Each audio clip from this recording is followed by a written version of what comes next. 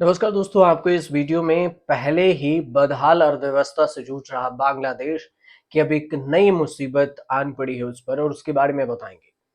दरअसल बांग्लादेश पर अडानी पावर का बकाया बढ़ता जा रहा है और अगर यही रहा तो बांग्लादेश अंधेरे में डूब जाएगा। बांग्लादेश को सबसे ज्यादा बिजली अडानी पावर ही सही मिलती है। बांग्लादेश को अडानी पावर झारखंड लिमिटेड एपीजेएल से बिजली मिलती है और ये बिजली गोड्डा के प्लांट से दी जाती है। एपीजेएल बांग्लादेश को उसकी जरूरत की 30% बिजली देता है। बांग्लादेश की सरकारी company Bangladesh power development board है, बीपीडीपी, और इस पर एपीजेएल का 85 करोड़ डॉलर, करीब करीब 7200 करोड़ रुपए का बकाया है। ऐसे में खबर है कि अडानी ग्रुप ने बकाया चुकाने के लिए 7 नवंबर तक का समय मिला। अगर 7 तारीख तक बकाया नहीं चुकाया गया तो अडानी पावर बांग्लादेश की सप्लाई को रोक देगा। अगर अडानी पावर सप्लाई रोकता है तो बांग्लादेश में बिजली का गंभीर संकट खड़ा हो सकता है, जिससे उसकी बदहाल अर्थव्यवस्था और भी चौपट हो सकती है। अदानी पावर और बांग्लादेश बिजली सप्लाई के लिए अदानी पावर और बांग्लादेश सरकार के बीच में 2017 के नवंबर में एक डील हुई थी। 10 अप्रैल 2023 से एपीजेएल ने बांग्लादेश को बिजली देना शुरू किया और इस समझौते के तहत अदानी पावर अगले 25 साल तक बांग्लादेश को बिजली की सप्लाई करेगा। अदानी पावर के गोड्डा प्लांट में हर दिन 1496 मेगावाट बिजली की सप्लाई होती है। अदानी पावर बांग्लादेश को 10 से 12% प्रति यूनिट के हिसाब से बिजली देता है और अदानी पावर के अलावा बांग्लादेश में 3 और बड़े प्लांट हैं जो बिजली की सप्लाई करते हैं। एक प्लांट पटुआ खाली जिले के जो है पायरा में है, जहां हर दिन 1244 मेगावाट बिजली पैदा होती है, और दूसरा रामपाल प्लांट खुलना डिवीजन में, जहां से रोजाना 1234 मेगावाट बिजली की सप्लाई की जाती है।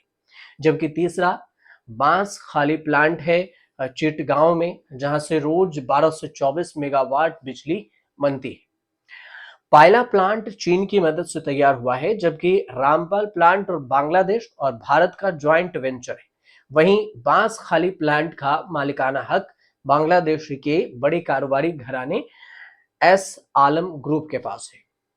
अब कैसे ये बनते बनते बात बिगड़ गई, इसे भी समझिए। बांग्लादेश पर अदानी पावर का जो बकाया इसलिए बढ़ता चला गया क्योंकि वो उसे कम भुगतान कर रहा था। जब शेख हसीना की सरकार थी तब अदानी पावर को हर महीने 6 से 6.5 करोड़ डॉलर का भुगतान किया जाता था, लेकिन मोहम्मद यूनुस की सरकार में ये कम हो गया। और स्थानीय मीडिया के मुताबिक जुलाई और अगस्त में बांग्लादेश ने अडानी पावर को 3.1 करोड़ डॉलर का भुगतान दिया, सितंबर में 8.7 करोड़ और अक्टूबर में 9.7 करोड़ डॉलर का भुगतान किया गया। जब बकाया बढ़ता जा रहा था तो अदानी पावर ने अक्टूबर के आखिरी हफ्ते में बांग्लादेश को 30 अक्टूबर तक भुगतान करने को कहा। दबाव बढ़ा तो बांग्लादेश ने 17 करोड़ डॉलर, करीब करीब 1500 करोड़ रुपए डॉलर का लेटर ऑफ क्रेडिट देने को कहा। अडानी पावर ने इसे मंजूर कर लिया, लेकिन जब बांग्लादेश ने बताया कि वो ये letter of credit commercially bank के बजाय कृषि बैंक से देगा, तो अदानी पावर इसे नामंजूर कर दिया। अब क्यों नहीं चुका पा रहा है बांग्लादेश पैसा, ये भी समझिए।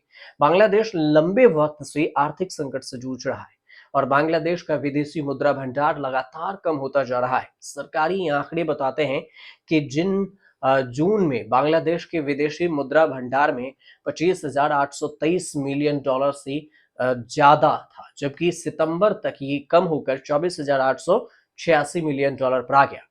जानकारों का मानना है कि बांग्लादेश के आर्थिक हालात अभी ऐसी हैं कि वो अडानी पावर को बड़ी रकम नहीं चुका पाएगी। बांग्लादेश सरकार अभी बड़ी रकम चुकाने का जोखिम भी नहीं उठा सकती।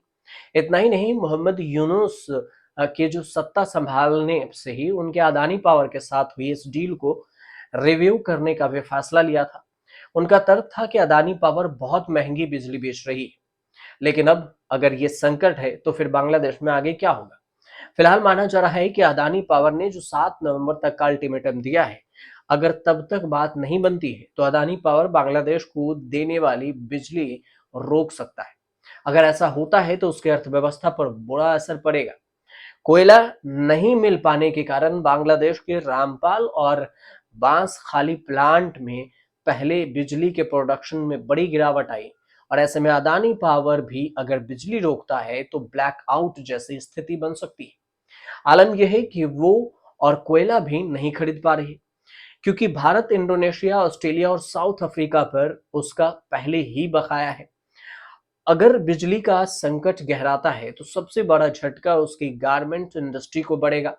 बांग्लादेश की अर्थव्यवस्था में गारमेंट्स इंडस्ट्री का बड़ा योगदान है। उसकी जीडीपी 12% से ज्यादा योगदान गारमेंट्स और टेक्सटाइल का निभाता है। इससे एक्सपोर्ट पर भी असर पड़ेगा और विदेशी मुद्रा भंडार में भी कमी आएगी।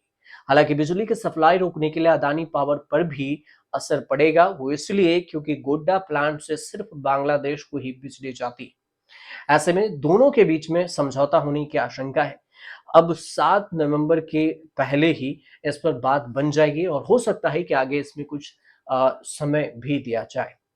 आपको जानकारी अच्छी लगी हो तो चैनल को सब्सक्राइब कर लीजिएगा और कमेंट जरूर कीजिएगा, शेयर कर दीजिएगा प्लीज इस चैनल को, ताकि जल्द से जल्द हम आपसे विस्तार से और भी वीडियो लेकर आ सकें।